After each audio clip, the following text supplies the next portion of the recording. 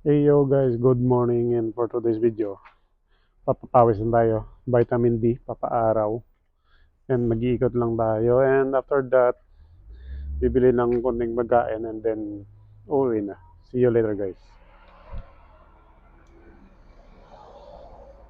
So we are here in the street of the Souk Market. So, punta lang tayo siguro doon sa may park area. Tapos magpapapawis lang tayo.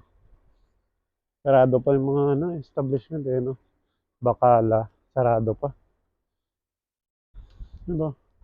Sarap ng init kasi malamig sa malamig sa kwarto. Tapos hindi ka masasikatan ng araw, yung katawan mo sa feeling weak.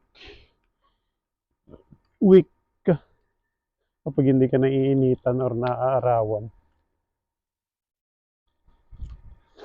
So, ito tayo ng parking and mag-ano tayo doon. Tatakbo-takbo or ano lang, kahit na tambay lang na pampainit lang. Alright. As you can see dito, mga dito dami mga mga pamamahay dito sa puro lang sasakyan. Saka mahirap din dito kung wala kang sasakyan kasi lalo na if tag-init, summer, masyadong mainit kapag walang aircon, siya, sobrang init sa labas, hindi ka makakapagtrabaho or